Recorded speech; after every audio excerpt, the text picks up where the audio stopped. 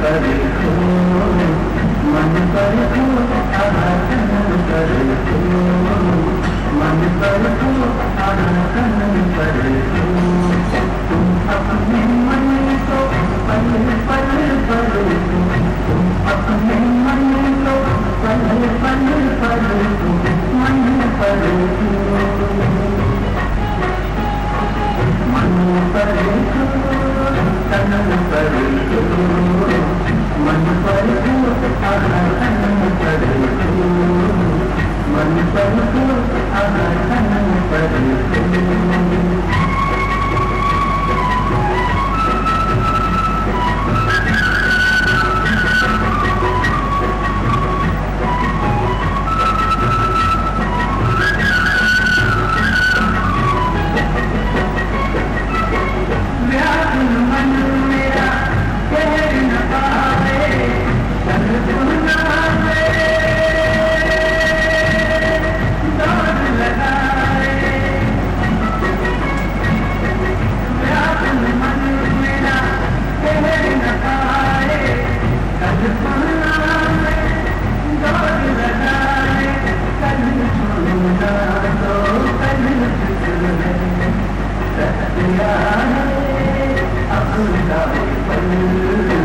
पल पर जो आराधन कर तू, पल पर जो आराधन कर तू।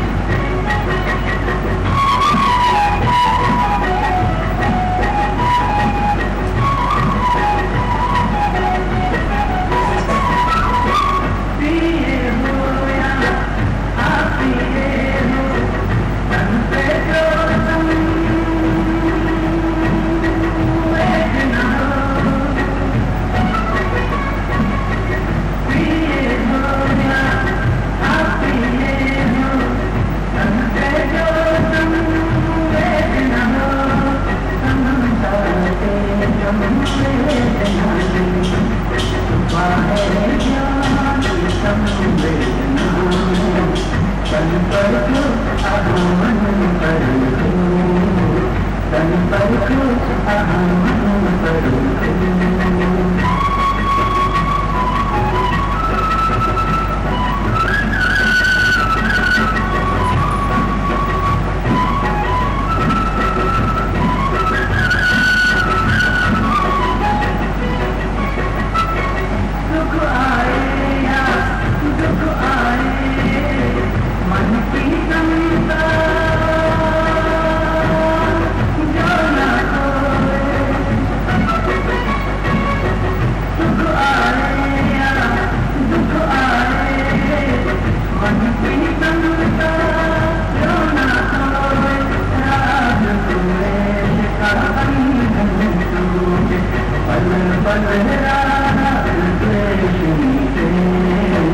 पल पल राग तुझे सुनते, पल पल राग तुझे सुनते। अपने मन को पल पल पर तू, तुम अपने मन को पल पल पर तू, मन पर तू, मन पर तू, तन पर तू, मन पर तू आराधन कर तू, मन पर तू आराधन कर तू। तुम अपने मन को पल पल पर तू, तुम अपने मन को पल पल पर तू, मन पर तू, मन पर तू, तन पर तू, मन पर तू आराधन कर तू, मन पर तू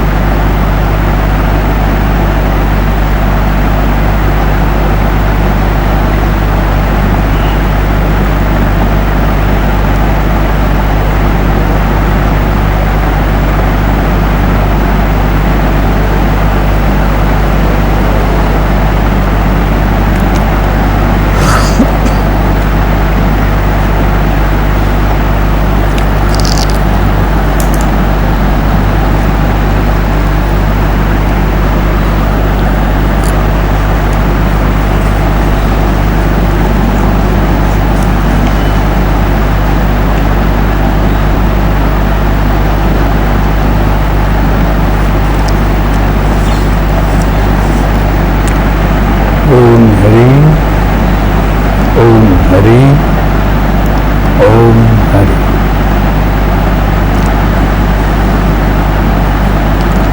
અત્યારે જે આપણને પહેલો જે સવાલ મળે છે, આપણે જે ભાઈએ ભજન ગાયું એને લગતું જ કંઈક છે. આમાં પૂછે છે કે આજે સાધુ, સંતો, મહંતો, ગુરુઓ, સાધ્વીઓ ખૂબ જ્ઞાનના પ્રવચનો કરે છે. ટીવી ઉપર અનેક સંતોના પ્રવચનો પ્રગટ થાય છે, છતાં મનુષ્ય સાંસારિક જીવનમાં કેમ આટલો બધો તણાવગ્રસ્ત છે એ સમજાવશે. આને કીધું કે ભાઈ તનને જુઓ, મનને જુઓ, કે આટલો બધો તણાવગ્રસ્ત કેમ છે? તો એક જ વાક્યમાં જવાબ છે, પરખો. મનને પરખો, તનને પરખો.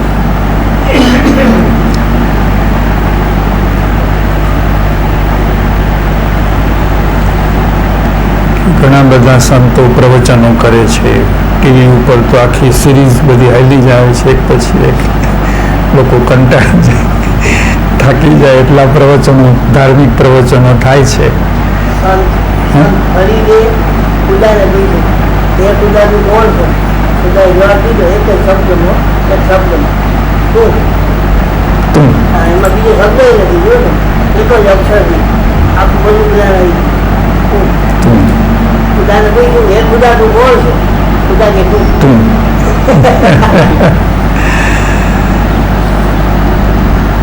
એટલે પ્રશ્ન એમ પૂછે છે કે ભાઈ આટલા બધા આધ્યાત્મિક પ્રવચનો, આટલી બધી ધાર્મિક પ્રવૃત્તિઓ છતાં વ્યક્તિને અંતઃકરણમાં હાશકારો નથી, ઠારકો નથી.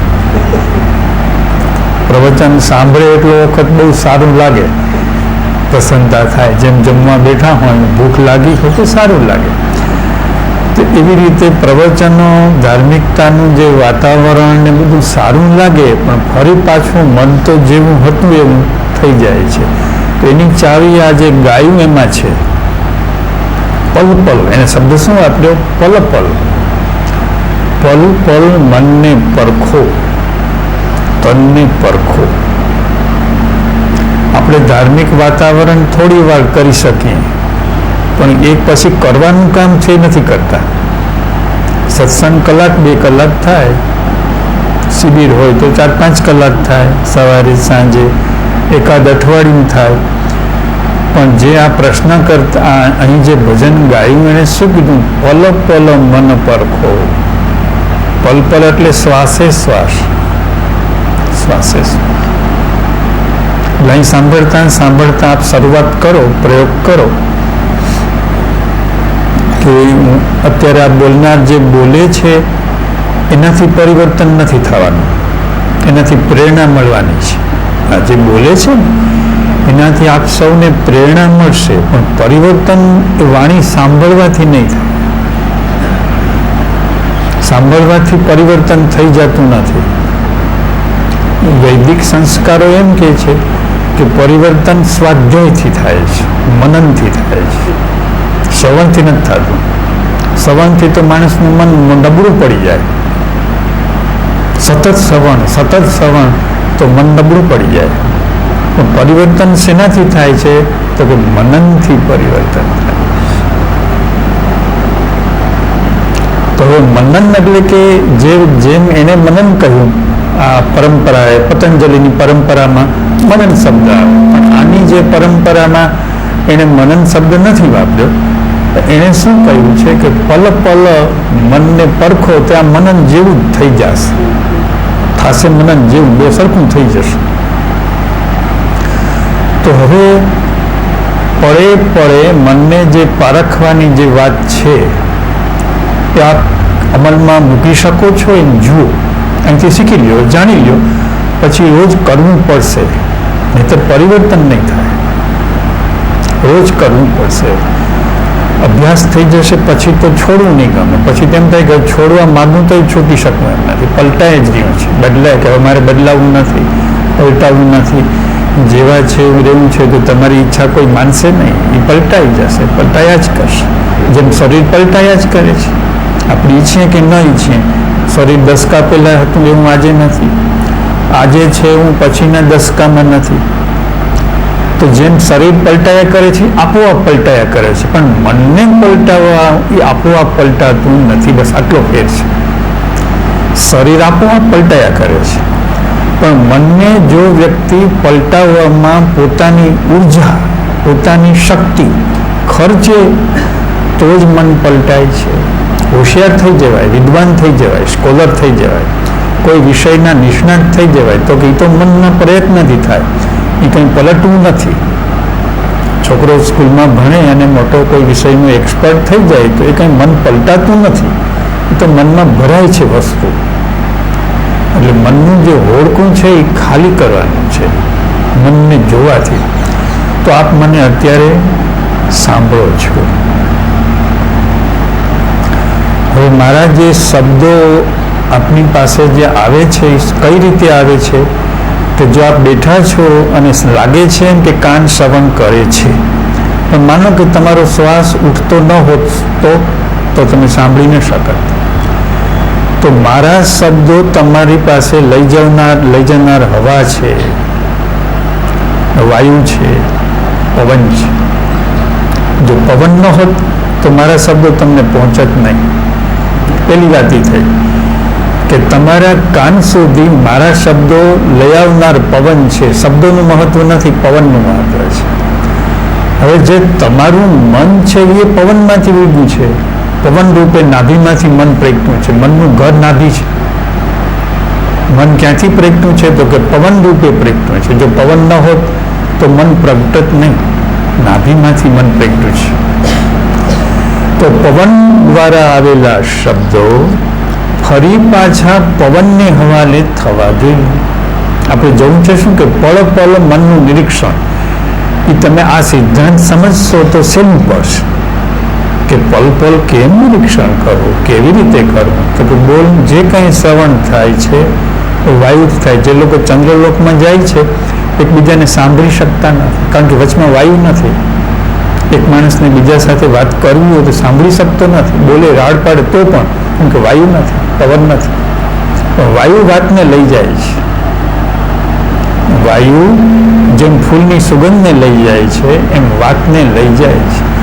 હવે લઈ ગયેલો વાત કાન સુધી પહોંચે છે, પછી આપણે હવે કરવાનું છે શું? જેમ બહારનો વાયુ બીજા સમાચાર લઈ આવ્યો એમ મારે પણ આ જે વાત છે વાયુને હવાલે કરવી નહીં. જેનો માલ છે એને સોંપી દેવો જોઈએ. વાયુ દ્વારા આ પુરવઠો આવ્યો છે તો મારા વાયુને હું સોંપી દઉં.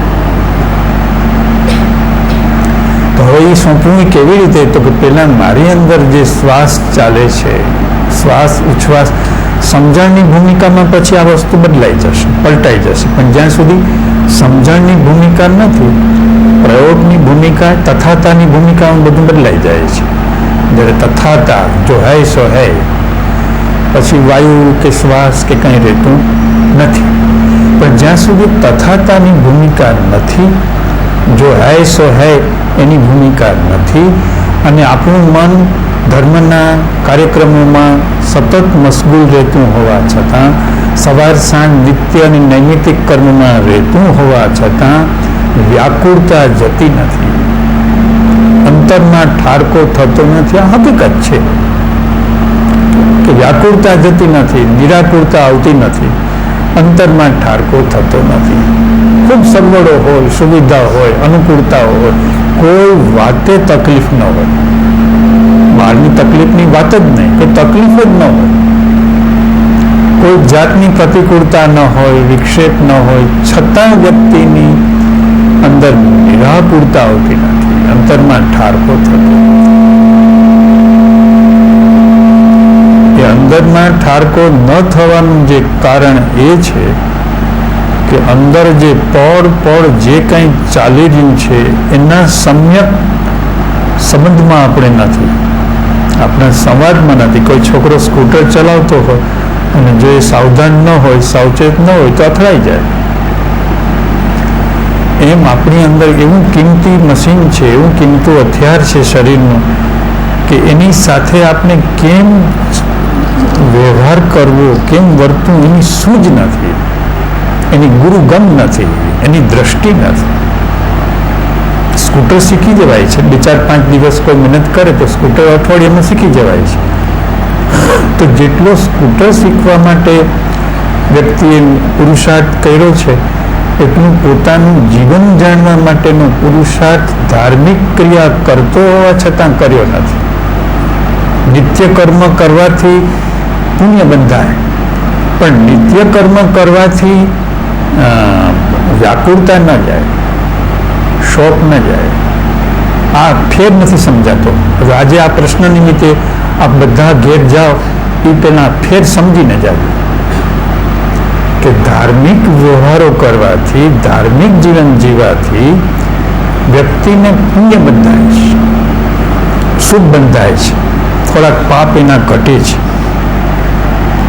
એના અનર્થો હોય ઘટે છે, પણ અંદરની આકુળતા અને વ્યાકુળતા ધાર્મિક ક્રિયાઓથી જતી નથી.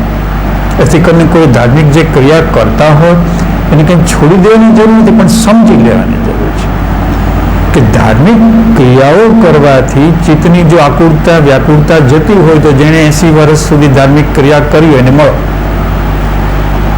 80 વર્ષ સુધી ક્રિયાઓ કરી હોય એમ કહે કે ભાઈ બહુ કંઈ મારું જીવન લેખે લાગ્યું નથી.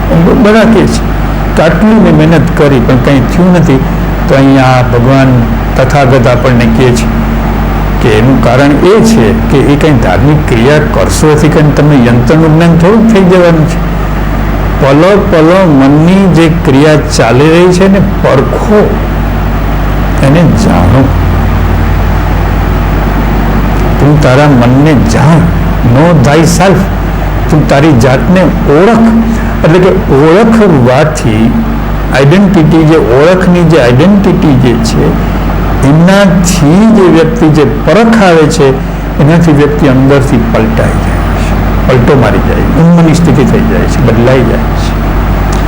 તો આ પ્રશ્નમાં વ્યક્તિએ એમ પકડવાનું છે કે વ્યક્તિ પલટો ખાતી નથી. પ્રશ્ન કરતા એમ કહે છે કે ટીવી ઉપર આપણે જોઈએ છીએ કે સવારથી સાંજ સુધી મહાપુરુષો એક પછી એક આવ્યા જ કરે, જોતા જોતા કંટાળી જવાય એટલા મહાપુરુષો આવ્યા જ કરે છે, આવ્યા જ કરે છે. શબ્દો સારા લાગે છે, એમનો ભાવ સારો લાગે છે, એમની સમજણ સારી લાગે છે, પણ પછી પાછું કાંઈ જ નહીં, કશું થતું નથી, કાંઈ બનતું નથી. તો હવે સિદ્ધાંત સમજી લ્યો કે એ લોકો બોલે છે એનાથી આપણી બુદ્ધિને કંઈક વિગત મળે, બુદ્ધિને કંઈક માહિતી મળે, કંઈક ઇન્ફોર્મેશન મળે, પણ બુદ્ધિને એ લોકો પલટો ન મારી શકે, બુદ્ધિને પલટાવી ન શકે.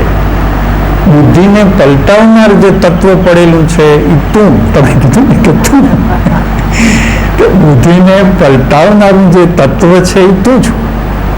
તો હવે આટલી તો ભૂમિકા બંધાઈ ગઈ, બધાના ચિત્તની અંદર આ સંસ્કાર પડી ગયો કે બદલાવવા માટે ધાર્મિક પ્રવચનો, ધાર્મિક શિબિરો એ પર્યાપ્ત નથી, એ પ્રયોગ ન થયો, એ થિયરી થઈ, એ થિયરી થઈ, રીડિંગ થયું. પ્રેક્ટિકલ પ્રયોગશાળા તો વ્યક્તિની અંદર. હવે એમાં પ્રયોગશાળામાં સાંભળવામાં તો વ્યક્તિ માત્ર અહીં આપ બેઠા છો અને સાંભળો છો એટલે સંભળાઈ જાય છે, પણ પ્રયોગ જો ચાલતો હોય અત્યારે તો શું થાય તો કે વ્યક્તિ જે સાંભળતા એનું ચિત્ત આમ ઠરતું જાય, એનું મન સ્થિર થતું જાય, ઉપરામ પામતું જાય, એની બુદ્ધિ સ્થિર થતી જાય, શ્વાસ એનો નાભીમાં સ્થિર થતો જાય. તો એમ કહી શકાય કે આ સાધક ભગવાન અહીં જ્ઞાની પુરુષની ઉપસ્થિતિનો લાભ લઈ અને પોતાનું કામ કાઢી રહ્યા છે કે એને લાભ મળી ગયો, એની ઉપસ્થિતિનો લાભ મળી ગયો. અરે લાભ મળી ગયો એટલે હવે એની ઉપસ્થિતિમાં, એની હાજરીમાં એ પોતાના શ્વાસ, કારણ કે જ્ઞાની પુરુષ કેને કહેવાય કે જેના શ્વાસ નાભીમાં ચોંટી ગયા, સ્થિર થઈ ગયા, એમના જ્ઞાન કહેવાય. કે જે મન રૂપે જીવતો નથી, જે બુદ્ધિ રૂપે જીવતો નથી, જે વિચાર રૂપે જીવતો નથી, જે પ્રાણ રૂપે જીવતો નથી, પણ જે સીધું જે અસ્તિત્વ રૂપે જીવી રહ્યો છે તેમ કહેવાય કે આ જ્ઞાની પુરુષ છે. એટલે કે જ્ઞાનમાં જીવે છે, એટલે કે અજ્ઞાનમાં જીવતો નથી. તો બુદ્ધિથી જીવવું એ અજ્ઞાન છે, શબ્દથી જીવવું એ અજ્ઞાન છે, વિચારોથી જીવવું એ અજ્ઞાન છે, ક્રિયાઓથી જીવવું એ અજ્ઞાન છે, માત્ર વ્યવહારના થઈને જીવવું એ અજ્ઞાન છે. તો જ્ઞાન કોને કીધું? તો કે જેટલા ઇન્દ્રિયોના આવિર્ભાવો છે, ઇન્દ્રિયોના જેટલા ઉપકરણો છે, ઇન્સ્ટ્રુમેન્ટ્સ છે, એનો આધાર જે ન લે એ જ્ઞાની, એનો એ આધાર લેતો નથી. શ્વાસનો પણ એ આધાર લેતો નથી, કારણ કે શ્વાસ શરીરને ચલાવવા માટે છે, આત્માને ચલાવવા માટે નથી. તો હવે જે જ્ઞાની છે એનો આધાર કશાનો નથી. એનો મતલબ એવો કે જ્ઞાનીના શ્વાસ સંપૂર્ણપણે શાંત થયેલા હોય, નાભીમાં ચોંટી ગયા હોય. તાજું જન્મેલું બાળક જે પેલું રુદન શું કામ કરે છે કે ચોટેલો શ્વાસ ઉખડે છે એટલે રૂવે છે. જે કરે છે એ પહેલો શ્વાસ એ લેવા પ્રયત્ન કરે છે. 9 મહિના લીધો નથી. 9 મહિના એને નસકોરાને આરામ છે. 9 મહિના સુધી નાકના નસકોરાને પૂરેપૂરો આરામ છે. આરામ ગયો, એનો વિશ્રામ ગયો. એ જન્મતાની સાથે જ એને શ્વાસ પોતાના શરીરમાં ધમણ ચલાવવી પડે છે, ફેફસાં ચલાવવા પડે છે ને શ્વાસ લેવો પડે છે. જ્ઞાની વ્યક્તિ એને એ કહેવાય કે જેમ બાળકના જન્મ પહેલા જે સ્થિતિ હતી, નાભીમાં જે એના પ્રાણ સ્થિર થઈ ગયા હોય, તો સમજવાનું કે એનું તમામ એનું જોવું જ્ઞાનમય છે, એનું સાંભળવું જ્ઞાનમય છે, એનું બોલવું જ્ઞાનમય છે, એનું ચૂપ રહેવું જ્ઞાનમય છે, એની ક્રિયા જ્ઞાનમય છે, એને એ ઉઠે છે એ જ્ઞાનથી ઉઠે છે, બેસે છે એ જ્ઞાનથી ઉઠે છે, ચાલે છે એ જ્ઞાનથી ચાલે છે. તો એમાં શું છે? તો કે એમાં ઉપરામતા વિશ્રામ છે. ઉપરામતા એટલે શું? કે એમાં ભગવાન રામ પ્રવર્તે છે, એના ઉપરામતા. તો ઉપરામતા આવી ગઈ છે, નિરાકુરતા આવી ગઈ છે, વિશ્રામ, પાયો વિશ્રામ. તો એમાં વિશ્રામ આવી ગયો છે, પૂરેપૂરો વિશ્રામ આવી ગયો. હવે આપણે એમ કહી રહ્યા છીએ કે આવી વિશ્રામવાળી હસ્તી આપણી આંખ સામે હોય અને જો એનો લાભ લેતા ન આવડે તો કંઈક વ્યક્તિની અંદર જબરજસ્ત કંઈક વાંધો છે. એનો લાભ લેતા ના આવડે કે વસ્તુ સારી પડી જ છે, સામે જ પડી છે. હવે માત્ર વ્યક્તિએ રિયાઝ જ કરવાનો છે. પોતાની અંદરની જે વસ્તુ છે, લેફ્ટ રાઈટ લેફ્ટ, પોતાના કદમ મેળવી જ લેવાના છે, પોતાના શ્વાસ મેળવી જ લેવાના છે કે આ શ્વાસની ગતિ સાથે મારા હું સારે ગમ પ, એ સારે ગમ પની સાથે હું મારા સારે ગમ પ મેળવી લઉં છું. એ કંઈ પણ બોલી, કારણ કે બોલવાથી તો મેં ઘણું મારા મગજમાં આવે અને કદાચ બુદ્ધિ સારી હોય તો બોલનાર કરતાં વધારે ખબર હોય. બોલનાર કરતાં બુદ્ધિ બહુ વાંચ્યું હોય, વિચાર્યું હોય, ઘણા અનુભવો થયા હોય, ઉંમર ઘણી ખાધી હોય, તો વ્યક્તિને બોલનાર કરતાં ઘણી વધારે ખબર હોય, સારી ખબર હોય. ફેર ક્યાં પડે છે? જે ફેર પડે છે એ આંતર સ્થિતિમાં ફેર પડે છે, કે આંતર સ્થિતિમાં ફરક પડી જાય છે કે પેલી વ્યક્તિની જે સ્થિતિ છે એ પૂર્ણ મળે ઇન્દ્રિયાતીત સ્થિતિ છે અને અહીં જે છે ઇન્દ્રિયમય સ્થિતિ. હવે સત્સંગનો અર્થ જ એ થાય કે સતનો સંગ કરી રહ્યો છું, કે સામે પક્ષે સત પ્રવર્તી રહ્યું છે. સત એટલે કે જે નિત્ય છે ને સત કહેવાય છે, જે અનિત્ય છે એ અસત કહેવાય. શરીર અનિત્ય કહેવાય એટલે અસત છે. કાલ આજે હોય ને કાલ ન હોય, રોજ બદલાય, રોજ પલટાય, તો કે અનિત્ય છે, અસત છે. આ બધું જે દેખાય છે અસત છે, અનિત્ય છે. તો કે સત શું ચીજ છે? તો કે જે બદલાતું નથી, જે પલટાતું નથી, જે નાશ પામતું નથી, ભૂતકાળમાં હતું, આજે છે ને ભવિષ્યમાં રહે છે, જે અજન્મા છે, જેનો જન્મ જ નથી, જેનું મૃત્યુ. તો કે સત, તો કે એનું સંગ કરવો. તો કે આ અત્યારે એનો સંગ થઈ રહ્યો છે. હવે તમે ભૂલી ન જતા, સત્સંગને પ્રણાલિકાના રીતે તમે જે બોલો છો, સત્સંગ થાય છે, સત્સંગ થાય છે, તો કંઈક ધાર્મિક પ્રવચન થતું હોય એને લોકો સત્સંગ કહે છે. પણ તમે રમણ મહર્ષિ પાસે બેઠા હો, રમણ મહર્ષિ સવારથી સાંજ સુધી કંઈ બોલે જ નહીં, છતાં સત્સંગની પરાકાષ્ઠા હોય, એક શબ્દ ન બોલે અને માત્ર એ બેઠા જ રહીએ. એની હાજરીમાં જે લોકો બેઠા હોય ને સતનો સંગ થાય કે મને મારી મેળે સંગ થતો નથી, પણ રમણ ભગવાનની સામે હું બેઠો તો મને સતનો સંગ થઈ ગયો. તો હવે તમે સત્સંગ શબ્દનો જે તમારામાં લોડે ભાર પડી ગયો છે કે વ્યાખ્યાન થતું હોય એને સત્સંગ, સ્તવનો ગવાતા હોય, ક્રિયાઓ થતી એને સત્સંગ, એ સત્સંગ નથી. સત્સંગમાં જવા માટેની પૂર્વ ભૂમિકા છે. સત્સંગ તો એને કહેવાય કે જ્યાં સાંભળતા સાંભળતા વ્યક્તિનું ચિત્ત સ્થિર થઈ જાય, એની બુદ્ધિ સ્થિર થઈ જાય, અવાક થઈ જાય, તો કે આને સત્સંગ લાગી ગયો, પૂરેપૂરો લાગી ગયો. એક જ્ઞાની પુરુષ પાસે અમે બેઠા હતા, એની ચા પીતા હતા, અને ચાની રકાબી આમ આવી હોઠ પાસે ને એને આમ ધ્યાન લાગ્યું, રકાબી આમ નામ રહી ગયું, અને સત્સંગ થઈ ગયો. સત સાથે જોડાણ થઈ ગયું. તો કઈ ક્ષણ આવી ગઈ, પળ આવી ગઈ, ધન્ય પળ આવી ગઈ. હવે એ જે ધન્ય પળ છે એને કમાણી કહેવામાં આવે. સંતોની ભાષામાં કે આની કમાણી છે. આ કમાણી શું કામ કીધી? કે જગતમાં જે મેળવ્યું એ કમાણી નથી, એ બધું નાશ પામી જશે. એ અહીં છોડી દેવું પડશે, શરીર અહીં છોડી દેવું પડશે.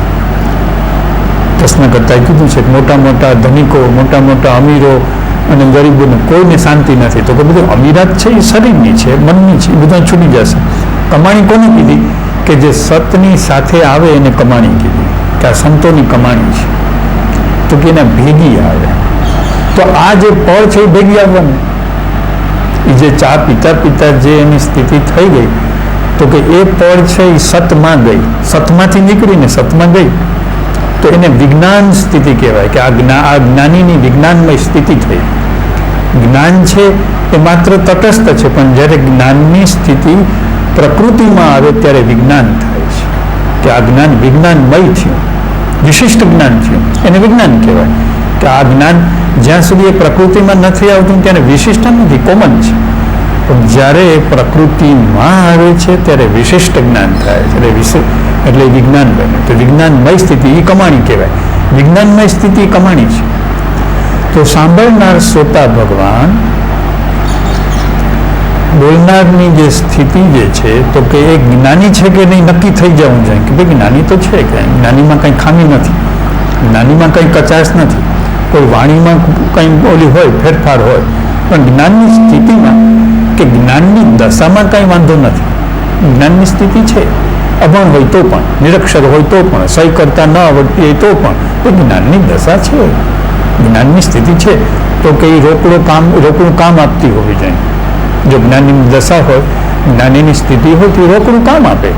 તો હવે એ જે જ્ઞાનીની સ્થિતિ પ્રવર્તી રહી છે, એની સાથે હું મારી જે વ્યાકુળતા છે, મારી જે અશાંતિ છે, મારો જે ઉદ્વેગ છે, તો કે એ ઉદ્વેગને જ્ઞાનીની જે શાંત અવસ્થા છે એની સાથે હું સરખાવું છું. જેમ નદી કાંઠે ગયો હું, નદીની શીતળતા મને સ્પર્શે, સમુદ્રની શીતળતા મને સ્પર્શે. તો કે જ્ઞાનીની જે શીતળતા છે, એની જે તાજગી છે, એની જે ઠંડક છે, એની સાથે હું જોડાઉં છું. બસ આટલો વ્યક્તિ હૃદયમાં ભાવ કરે, એટલી ભાવના તરંગો પેદા થાય. એ ભાવના જે તરંગો જે છે, એ જ એના પળના જે શ્વાસ છે, એ ધીમે ધીમે ધીમે શાંત થશે જાય. ઘણી વખત તો જ્ઞાનીની દશા પોતે સામેની વ્યક્તિનો પ્રયત્ન ન હોય, એની સભાનતા ન હોય, એની જાગૃતિ ન હોય, તો પણ એની સ્થિતિ જે છે એ જ્ઞાન જેવી કરી શકે, થયા કરે. માત્ર એની મૈત્રી હોય, એનો સદભાવ હોય, એનો સહયોગ હોય, એનો સહકાર હોય, તો એની આંતર જે સ્થિતિ છે એ જ્ઞાનીના અંતરલોક જેવી અંદરથી થવા માંડે, આપોઆપ થવા માંડે. કારણ કે અરીસામાં તમે જુઓ તો જેવું મોઢું હોય એવું દેખાય. જ્ઞાની એ અરીસો છે. તો કે એ અરીસામાં સાધક ભગવાન જુએ છે, દ્રષ્ટિ કરે છે. દ્રષ્ટિ કરતાં જ અરીસાની અંદર જે પોતાનું અંદર જે વસ્તુ પડેલી છે એની એને ઝાંખી મળે છે, દેખાવા લાગે છે. અને ઝાંખી થઈ રહી છે કે હું આ છું, આ મારું, આ કહેવાતા દુઃખો એવું નથી, આ મારા શરીરના રોગો એવું નથી, આ મારા વિઘ્નો એવું નથી, પરિવારની અશાંતિ એવું નથી, સમાજની અશાંતિ એવું નથી, પણ આ જે મારી અંદર મને જે ઝાંખી થઈ રહી છે, મને જે ઝાંય આવી રહી છે, એ હું છું. બસ એ સ્થિતિ જેમ જેમ વ્યક્તિની આખો દિવસની ક્રિયાની સાથે જોડાયેલી રહેવી જોઈએ. ભૂલી જવાય, અભ્યાસ ન હોય ત્યાં સુધી ભૂલી જવાય, પણ જ્યારે અનુભવ થશે પછી ભૂલી નહીં જવાય. પછી તમે ક્રિયા કર્યા જ કરતા હશો, વ્યવહારનું જે તમારો ધંધો, વેપાર, વ્યવસાય એ જે કંઈ હશે એ બધું જ ચાલ્યા કરતું હશે, પણ વ્યક્તિની જે દ્રષ્ટિ છે એ આમાં હશે. એટલે કે પછી વેપાર એ વેપાર નથી રહેતો, એ સાધના થઈ જાય છે. દુકાન એ સાધના થઈ જાય છે, ધંધો એ સાધના થઈ જાય છે, નોકરી એ સાધના થઈ જાય છે. કારણ કે અંદર તો તમે તમારી અંદર શ્વાસ પળની જાગૃતિમાં છે. કોઈ દુકાન લઈને બેઠા હોય, ધંધો કરતા હોય, પણ પળની સજાગતા હોય, તો એમ ન કહેવાય કે વેપાર કરે છે, ધંધો કરે છે. કે એ અંદર પળની ભગવાનની સાથે અનુભૂતિ કરી રહ્યો છે, એટલા માટે એ દુકાનનો વેપાર કરે છે. તો તમારો વેપાર દિવ્ય થઈ જાય, ડિવાઇન થઈ જાય. જે માણસના અંદરની પળની જાગૃતિ હોય, એના કોઈ સંપર્કમાં આવે, તમે નોકરી કરતા હો, વેપાર કરતા હો, તો તમારી દુકાને જે ગ્રાહક આવ્યો હોય એને પણ એની અસર થાય. આવ્યો છે માલ લેવા, પણ તમારી સ્થિતિ જ્ઞાનની છે, તો એ જ્ઞાન આવા અનેક પ્રમાણો છે, ઠેર ઠેર એના પ્રમાણો છે કે એની સ્થિતિ થઈ જાય. અને એની જોડે એમ થાય કે મારે તો આ જ્ઞાનનો સંબંધ થઈ ગયો. તો એનો મતલબ એવો થયો કે વેપાર છે એ દિવ્યતા થઈ ગઈ. વેપારમાં, ધંધામાં દિવ્યતા આવી ગઈ, તમારા વ્યવહારમાં દિવ્યતા આવી ગઈ. કુટુંબનો કોઈક વ્યવહાર તમે પૂરો કરી રહ્યા છો કે આ વ્યવહાર મારે કરવાનો છે, આમાંથી મારે પસાર થવાનો છે, પણ તમારી જે દ્રષ્ટિ છે ભગવાન આત્મામાં છે, સ્વભાવમાં છે. લાગે એમ કે તમે વ્યવહાર તરફ જઈ રહ્યા છો, પણ વ્યવહાર જ્યારે પૂરો થાય ત્યારે તમે તમારી આંતર સ્થિતિના વિજ્ઞાનમાં આગળ વધી ગયા હો. તો હવે સત્સંગ કરવો એટલે કે માત્ર આ ખંડમાં રવિવારે ભેગા થવું એ જ નહીં. ત્યાં તો આપણે ઉર્જા લેવા જાય છે, શક્તિ લેવા જાય છે, પ્રેરણા લેવા જાય છે, વાતાવરણ સૂંઘવા જાય છે. પછી એને લાગુ પાડવાનું છે એ આપણા કુરુક્ષેત્રમાં લાગુ પાડવાનું. હવે લોકો ભૂલ ક્યાં કરે છે? કુરુક્ષેત્રમાં કંઈ કરતા નથી. કુરુક્ષેત્રમાં લડાઈ લડવાની હોય છે.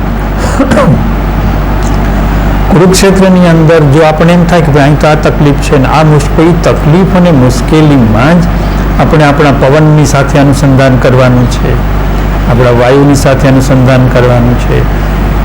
જે જ્ઞાનીની દશાના, જે જ્ઞાનીના અરીસામાં આપણી સ્થિતિ દેખાતી હતી, અરીસાની છબીને યાદ કરવાની છે કે એ સમયે મારી કેવી સ્થિતિ થઈ જાય છે, એ સમયે મારું કેવું વાતાવરણ થઈ જાય છે. તો કે એ વાતાવરણને મારે અહીં મારા કુરુક્ષેત્રમાં લાવવાનું છે. આ થઈ પૂર્વ ભૂમિકા.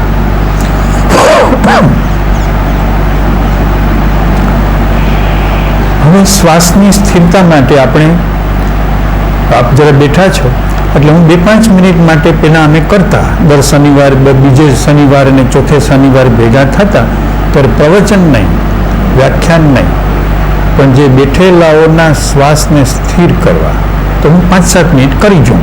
કારણ કે બુદ્ધનો પ્રસંગ છે, બુદ્ધ પૂર્ણિમાનો પ્રસંગ છે, આપણને એવી કેસેટ જબલપુરથી ક્યાંકથી આવી છે, તો આપણે એનું અનુસંધાન કર્યું.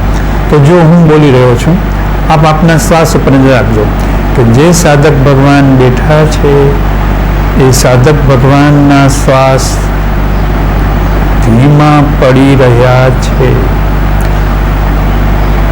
ખરેખર ધીમા થઈ રહ્યા છે. શ્વાસની ગતિ શાંત થઈ રહી છે.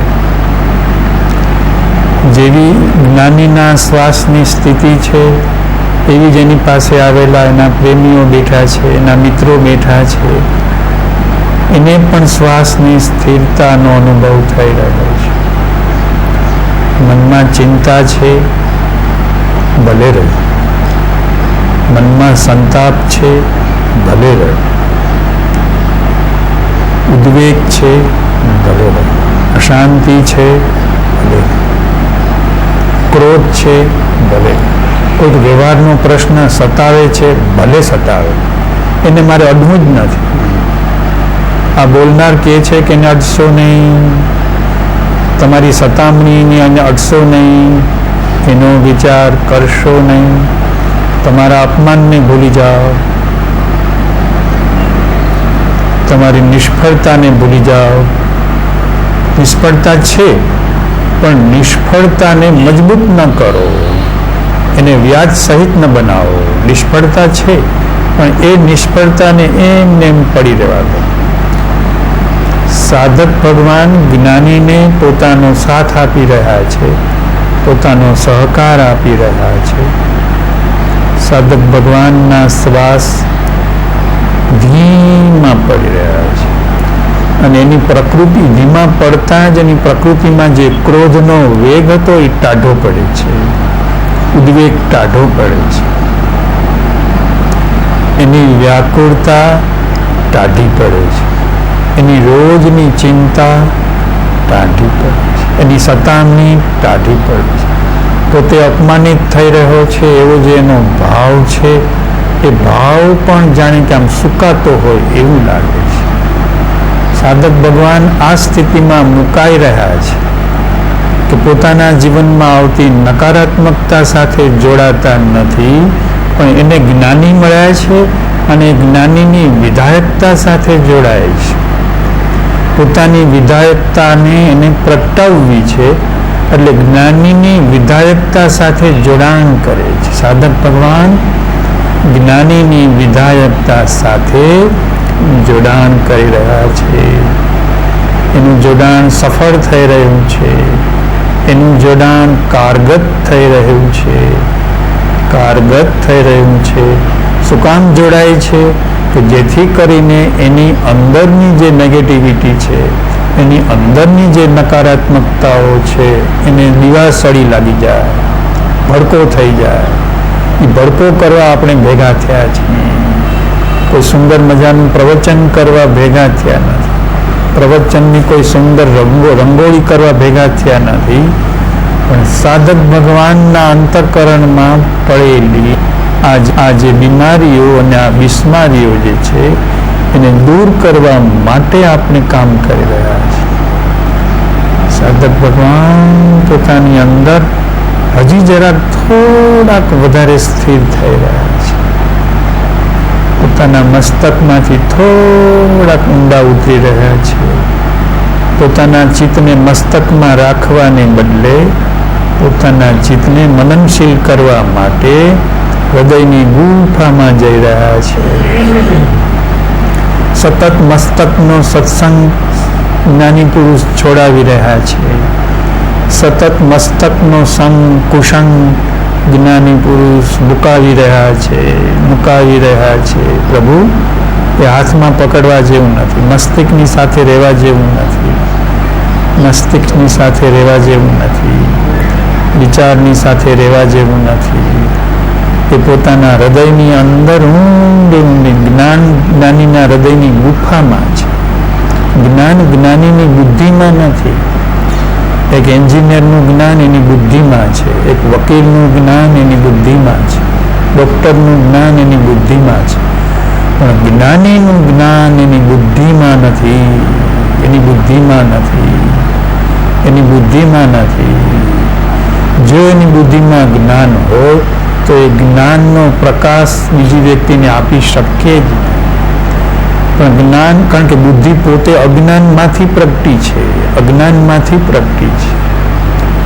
તો જ્ઞાની બુદ્ધિમાં ન હોવાથી અમે પણ શ્રવણ કરતા અમારી બુદ્ધિને શિથિલ, કે જેમ રાત્રે ઊંઘમાં શરીર શિથિલ થઈ જાય છે, એમ સત્સંગમાં અમે અમારી બુદ્ધિને શિથિલ કરીએ છીએ, રિલેક્સ કરીએ છીએ, રિલેક્સ કરીએ છીએ, રિલેક્સ કરીએ છીએ, રિલેક્સ કરીએ છીએ. અમે અમારી બુદ્ધિને રિલેક્સ કરીએ છીએ, શિથિલ કરીએ. કારણ કે જ્ઞાનીની બુદ્ધિ શિથિલ છે, તો પછી અમારે તો જ્ઞાનીની સાથે મંડળી છે, અમારી સુગમ સંગીતની મંડળી જ્ઞાની સાથે છે. જો એની બુદ્ધિ શિથિલ હોય તો હું પણ મારી બુદ્ધિ શિથિલ કરી રહ્યો છું, રિલેક્સ કરી રહ્યો. શું કામ? જેવી બુદ્ધિની સક્રિયતા હતી એવી નથી રહી, નિષ્ક્રિય થઈ ગઈ છે. એટલે જ્ઞાનીની નિકટ આવી ગયા છે, જ્ઞાનીની દશાની નિકટ આવી ગયા છે, જ્ઞાનીની આંતર સ્થિતિની નજીક આવી ગયા છે. તો જેવો એનો આંતર પ્રદેશ છે એવું એનું આંતર પ્રદેશનું વાતાવરણ થઈ રહ્યું છે, એવો એને પ્રકાશ થઈ રહ્યો છે, એવી એને ઉર્જા મળી રહી છે, એવી એને લિફ્ટ મળી રહી છે, એવી એને સહાય મળી રહી છે.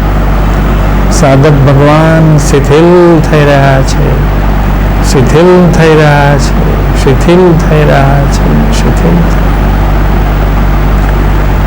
પ્રભુ, આપની શિથિલતા તરફ દ્રષ્ટિ રાખો. આ બોલનારના શબ્દો આપની શિથિલતાનું સર્જન કરી રહ્યા છે. આપની શિથિલતા પર દ્રષ્ટિ રાખો, આપની શિથિલતા પર દ્રષ્ટિ રાખો. થોડા મગજથી જેમ પાણીનો પ્રવાહ, પાણીનો રેલો ચાલતો હોય એમ જેને ચેતનાની અનુભૂતિ થાય છે ધ્યાનમાં, તો અંદર જાણે કે ચેતના પ્રવાસ કરે છે, યાત્રા કરે છે. જેમ ટ્રેન પાટા ઉપર સરકે છે, એમ એની બુદ્ધિમાંથી ચેતના એની સરકે છે. એ જ ધ્યાનનો અર્થ છે, એ જ મનનનો અર્થ છે, એ જ શ્રવણનો અર્થ છે. ચાની રકાબી જ્ઞાની પુરુષના હોઠ પાસે અટકી ગઈ એનું કારણ એ કે એનું શિથિલીકરણ થઈ ગયું. ચા પીતા પીતા બુદ્ધિ સ્થિર થઈ ગઈ, મન સ્થિર થઈ ગયું. તેમ થઈ ગયું તો કે એનું શિથિલીકરણ થઈ ગયું. તો અંદરની હવાએ, અંદરના વાતાવરણે, અંદરની ચેતનાએ એના શરીરને પકડી લીધું, એના સાધનને, સૂક્ષ્મ સાધનને પકડી લીધું, એની ગતિને બ્રેક મારી દીધી. જેમ વાહનને બ્રેક લાગી જાય છે, એમ પ્રજ્ઞા શક્તિથી સાધક ભગવાનના ઇન્દ્રિયના સાધનોને બ્રેક લાગી જાય છે. સાધક ભગવાનનું હું દર્શન કરી રહ્યો છું. દર્શન્ય સાધક થઈ જાય છે. જ્યારે સાધક અંદર ઉતરે છે ત્યારે દર્શન્ય, એના કોઈ દોષ જોવાતા નથી, કોઈ વાંધા વંચકા જોવાતા નથી, કારણ કે એ બધા ઉપર છે. પણ સાધક ભગવાન જ્યારે અંદર ઉતરે છે ત્યારે નિર્દોષ થઈ રહ્યો છે. સાધક ભગવાન નિર્દોષ થઈ રહ્યા છે, નિર્દોષ થઈ રહ્યા છે. એના દોષને કોઈ અર્થ નથી, એના દોષનો કોઈ મિનિંગ નથી. મિનિંગ એની આંતર સ્થિતિનો છે, મિનિંગ એની આંતર અવસ્થાનો છે. સાધક ભગવાન નિર્દોષ થઈ રહ્યા છે. જ્ઞાની પુરુષ એને નિર્દોષ રૂપે દર્શન કરી રહ્યા છે કે મારી સામે જે લોકો બેઠા છે એ બધા નિર્દોષ આત્માઓને હું પ્રણામ કરું છું, એના અંતરાત્માને હું પગે લાગુ છું, કારણ કે એ પોતે આત્મદર્શન કરવા આવ્યા છે. એ પોતે કોઈ બીજું દર્શન કરવા નથી આવ્યા, પણ અહીં પોતાના આત્માનું દર્શન કરવા પધાર્યા છે. અમે એને દર્શન કરાવવા લઈ જઈ રહ્યા છીએ કે ચાલો ભગવાન, ચાલો ભગવાન, શરીરથી શિથિલ થાવ, બુદ્ધિથી શિથિલ થાવ, મનથી શિથિલ થાવ, મનને ભૂલો, લેટ ગો કરો. જે મને તકલીફમાં મૂકે છે એને હું ભૂલી જાઉં છું, જે મને વિક્ષેપમાં મૂકે છે એને હું ભૂલવા આવ્યો છું, એને યાદ કરવા નથી આવ્યો, એને હું ભૂલવા આવ્યો છું, એને હું ભૂલવા આવ્યો છું, એને હું ભૂલવા આવ્યો છું, અને હું ભૂલવા આવ્યો છું. સાધક ભગવાન ભૂલી રહ્યા છે અને જ્ઞાનીની સ્થિતિને યાદ રાખી રહ્યા છે, જેથી પેલું ભૂલાઈ જાય છે. જ્ઞાનીની સ્થિતિનું સ્મરણ કરી રહ્યા છે, જેથી એની જે સમસ્યાઓનું એને વિસ્મરણ થાય છે, વિસ્મરણ થાય છે, વિસ્મરણ થાય છે. સાધક ભગવાન, હું 1-2 મિનિટ માટે ચૂપ થઈ જાઉં છું, અને એ જે ચૂપકીદી છે એ આપના શિથિલીકરણના કેટલાક ટકા વધારશે. સાધક ભગવાન સ્થિર થઈ રહ્યા છે. સાધક ભગવાન આગળ વધી રહ્યા છે, પોતાના સ્વભાવ તરફ જઈ રહ્યા છે, પોતાના હું તરફ જઈ રહ્યા છે. લોકો જેને તું કહે છે અને પોતે જેને હું કહે છે એ પોતાના હું તરફ જઈ રહ્યા. સાચો હું, કૃત્રિમ હું નહીં, અહંકારનો હું નહીં, પણ નિસર્ગનો હું, કુદરતનો હું, એ પોતાના કુદરતના હું તરફ જઈ રહ્યા છે. હું છું, હું છું, હું છું. હોવાપણું છે, હોવાપણું છે.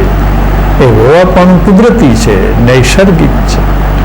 એના પાસે જઈ રહ્યા છે, એની તરફ જઈ રહ્યા છે, એની તરફ જઈ રહ્યા છે. સાધક ભગવાન ત્યાં પહોંચી રહ્યા છે. સહાય કરો પ્રભુ, સહાય કરો, સહાય કરો પ્રભુ, સહાય કરો. સાધક ભગવાન બીજું કંઈ સંસારની વસ્તુ માગતા નથી, પોતાની જ વસ્તુ માગે છે કે મને મારી મૂળ વસ્તુ મળી જાય તો ઘણું. કોઈ પારકી ધન માગતા નથી, પારકી વસ્તુ માગતા નથી, પણ સાધક ભગવાન અહીં શું માગવા આવ્યા છે? તો કે પોતાનું સ્વરૂપ માગવા આવ્યા છે કે અમને અમારા સ્વરૂપની પ્રતીતિ થતી નથી, અમને અમારા સ્વરૂપનું દર્શન થતું નથી, એટલે મન ઉદ્વેગમાં રહે છે, વ્યાકુળ રહે છે, વ્યગ્ર રહે છે, સતત તાપમાં રહે છે, તાણમાં રહે છે. તમે કંઈ છે બિચારો બીજું તો કંઈ માગતો નથી, દુનિયાની વસ્તુ તો એ માગતો નથી. માત્ર પોતાનું સ્વરૂપ માંગી રહ્યો છે. પરમાત્મા પોતાના સ્વરૂપ તરફ એને લઈ જાઓ. સહાય કરો, સહાય કરો, સહાય કરો, સહાય કરો. સાધક ભગવાનને સહાય કરો. 1 મિનિટ માટે હું મૌનથી મારા ભાવ જે શબ્દથી આપતો હતો એ મૌનથી આપી રહ્યો છું. અને જેટલું જેનું ઊંડું ચિત્ત હશે એને શબ્દ કરતાં વધારે નિકટતા લાગશે. સાવધાન.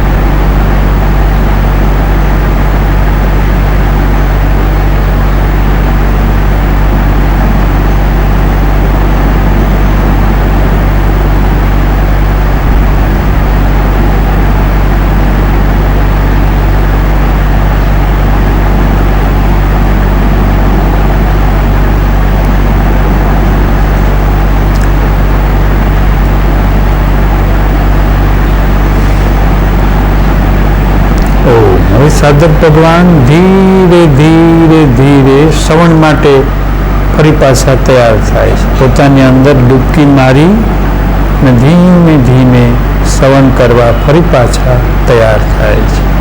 પ્રેરણા મેળવવા તૈયાર થાય.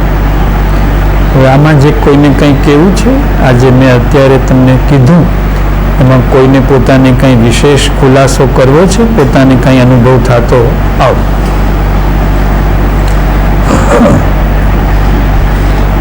શ્વાસ ખુલે ક્યારે?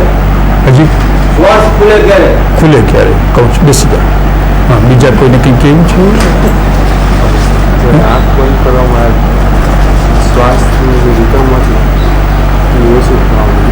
હા, એટલે શ્વાસની રીધમ ઓછી થવાની લગભગ બધાને બનશે. બીજું એવું બને કે જે હૃદય ચક્ર છે એના પણ આપણે પ્રકાશિત એ જુદો, એ વિશિષ્ટ અનુભવ. બાકી શ્વાસની રીધમ ઘટે તો ખરી જ, પ્રયત્ન ન કરે તો પણ શ્વાસ ધીમા તો પડે જ. પણ એ સિવાય વિશિષ્ટ રૂપે કોઈને કંઈ એમાં સૂચવવું હોય તો સૂચવો, કેવું હોય તો કેવું.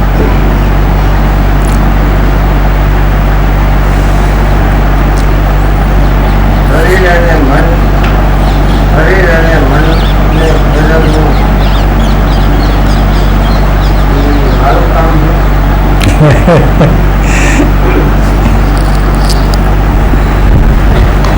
જે આપણે પ્રશ્ન અત્યારે ચલાવ્યો ને બરાબર છે કે ભાઈ શરીર અને મન એને ફેરવવું એ વ્યક્તિના હાથમાં છે. વ્યક્તિ પોતાના મનને ફેરવી શકે? સાચો પ્રશ્ન છે. તો હવે પ્રશ્ન આપણે સત્સંગની દ્રષ્ટિથી લઈએ છીએ. આપણે સ્વરૂપ પ્રાપ્તિની વાત થાય છે. અને દ્રષ્ટિ પર્યાય ઉપર કરી દ્રષ્ટિ જે પડી છે એ પર્યાય ઉપર પડી છે. પર્યાય એટલે શું? સપાટી. સપાટી જે પર્યાય શબ્દ વાપરી છે ને, પર્યાય એટલે સપાટી. એટલે કે જે વ્યક્તિ આ મારું શરીર છે એ આ સપાટી કહેવાય. ઉપરનો ભાગ બધો દેખાય છે એ બધો. તો કે આત્માની પર્યાય સરળ વ્યવસ્થા ફરકતી વ્યવસ્થા. તો હવે એ પ્રશ્ન એમ કરે છે કે હું બદલાવી શકું ખરો? એટલે અહંકાર કોઈ દિવસ પોતાના મનમાં કંઈ કરી ન શકે. અહંકાર હંમેશા બહાર કરી શકે. આ આવડી મોટી દુનિયા જે બની છે એ વ્યક્તિના અહંકારથી બની છે. આવડી મોટી સૃષ્ટિ બની છે એટલે અહંકારથી બહાર બધું જ થાય, પણ અહંકારથી અંદર કાંઈ ન થાય, કશું ન થાય. એટલે કે છે મન બદલાવી શકે ખરું? એટલે આપણે એને અભિનંદન આપીએ છીએ કે ના, અહંકારથી અંદર કાંઈ ન થાય, કશું ન થાય. તો હવે આપણે જ્યારે શું કીધું તમને ખબર છે કે તમારું શિથિલીકરણ કરો. તો શિથિલીકરણમાં શું થાય કે વ્યક્તિનો જે તેજસ્વી જે અહંકાર હોય, જેમ રાત્રે ઊંઘમાં છાનો મનો ચૂપ થઈ જાય, એમ જાગૃતિમાં વ્યક્તિ ઊંઘી ગઈ ન હોવા છતાં અહંકારનો આશ્રય ઘટાડીએ છે. આ પુરુષાર્થ કહેવાય. એટલે આપણે શું કરી રહ્યા છીએ? અહંકારને ઘટાડવાનો પુરુષાર્થ કરી રહ્યા છીએ. બુદ્ધિનો આશ્રય ઘટાડવાનો પુરુષાર્થ કરી રહ્યા છીએ. કે સામેનો વ્યક્તિ કે જો જ્ઞાનનો પ્રકાશ છે, હવે તમે બહુ બુદ્ધિનો વધારે ડોયો ન મારજો, એટલે વ્યક્તિ સાંભળનાર છે એ પુરુષાર્થ કરી રહી છે. બરાબર છે કે ભાઈ મારે આમાં દુનિયાની બીજી બધી જ બાબતોમાં મારે બુદ્ધિ દોડાવવી પડશે, પણ અહીંયા તો મારે બુદ્ધિને જેટલી બને એટલી સ્થિર શાંત તો જ શ્રવણ થાય, નહીં તો શ્રવણ ન થાય. શ્રવણ થાય તો જ મનન થાય. એટલે કે વ્યક્તિ પોતે પોતાની માત્ર પુરુષાર્થ કરી રહી છે, મનને બદલાવતી નથી, પણ પુરુષાર્થ કરી રહી છે અને એ પુરુષાર્થના ફળ આવે છે. સામાન્ય રીતે વ્યક્તિ પોતે પોતાના મનથી કાંઈ કરી શકતી નથી, પણ પુરુષાર્થ બધું જ કરી શકે છે. આ ક્ષણે, આ પળે જો વ્યક્તિનો, કારણ કે પુરુષાર્થનું કેન્દ્ર વ્યક્તિની પ્રકૃતિમાંથી ઉઠતું નથી, પણ પુરુષાર્થનું જે કેન્દ્ર છે એ અજ્ઞાતની સત્તામાં છે, અજ્ઞાતના બળમાં છે. એના તરફ જવું, એના તરફ ખુલ્લા થવું, અને એ આપણને બદલાવે. આપણે આપણી જાતને બદલાવી ન શકીએ, પણ એ ઉર્જા અને એ શક્તિ આપણું રૂપાંતર કરે, આપણું પરિવર્તન કરે. એ ઉર્જા, એ શક્તિ, એનું નામ પુરુષાર્થ. એટલે કે જેમ આપ બેઠા છો અને આ બોલનારને સાંભળો છો, એ શું કરો છો? તો કંઈ પુરુષાર્થ કરો છો. જનક રાજા અષ્ટાવક્રને સાંભળે છે અને અષ્ટાવક્રને સાંભળતા સાંભળતા જ્યાં સત્સંગ પૂરો થાય છે તે જનક રાજા પલટાઈ જાય છે, બદલાઈ જાય. જનક રાજા પર એટલે પલટાઈ ગયા, બીજા ન બદલાણા. તો કે જનક રાજાએ એમાં બદલાવામાં કોણે ભાગ ભજવ્યો? શું એ પોતાની ઈચ્છાથી બદલાણા, પોતાના અહંકારથી બદલાણા, પોતાની બુદ્ધિથી બદલાણા? તો કે ના, એનો ઉઠો, અંદરથી પુરુષાર્થ ઉઠ્યો, એની અંદરથી પુરુષાર્થ ઉઠ્યો. એ પુરુષાર્થના બળથી, પુરુષાર્થ એટલે શું? પુરુષનો અર્થ જ ચેતન તત્વ થાય છે. તો કે ચેતન તત્વમાંથી શક્તિ જાગી.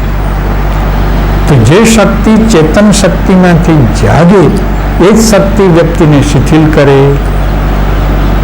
એ જ એના શ્વાસને સ્થિર કરે, એ જ એના મનને સ્થિર કરે, એ જ એની બુદ્ધિને સ્થિર કરે. તો વ્યક્તિ પોતે પોતાના મનને બદલાવી શકતી નથી, પોતાના શરીરને બદલાવી શકતી નથી, પણ વ્યક્તિ પુરુષ કરીને શરીરનો આશ્રય છોડી શકે છે, મનનો આશ્રય છોડી શકે છે. મનથી કાંઈ કશી નથી. સત્સંગ પણ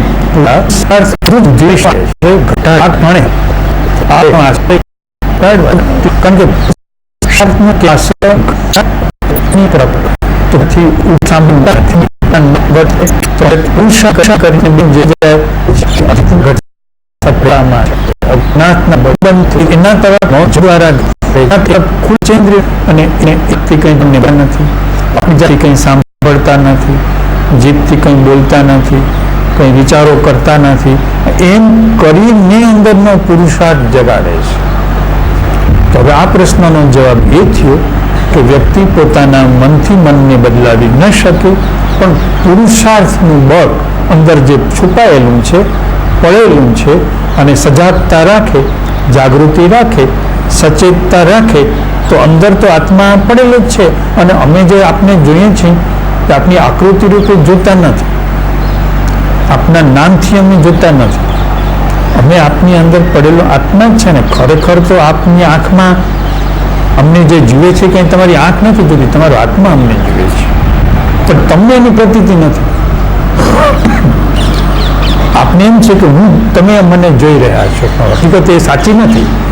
સાચી હકીકત તો એ છે કે આપની અંદર સચેત આત્મા પડેલો છે, ચેતન આત્મા પડેલો છે. ને આત્મા તો ન હોય તો તમે સાંભળી ન શકો, તો તમારો આત્મા વાણી સાંભળે છે, તમારો આત્મા અહીં જુએ છે, તમારા આત્માથી તમે અહીં આવ્યા છો, તમારા આત્માથી તમે બેઠા છો, પણ તમારી ઉપર એના આવરણો છે. એટલે તમને આવરણ દેખાયા કરે છે. આ મારું નામ છે, આ મારા વિચારો છે, આ મારી સમસ્યાઓ છે, આ મારી ચિંતાઓ છે.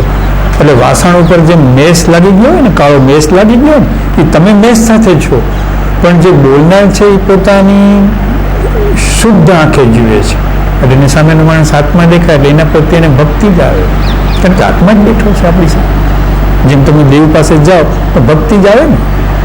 તો આપ જ્યારે અમારી સમક્ષ બેઠા હો તમારામાં ભક્તિ ઉછળે.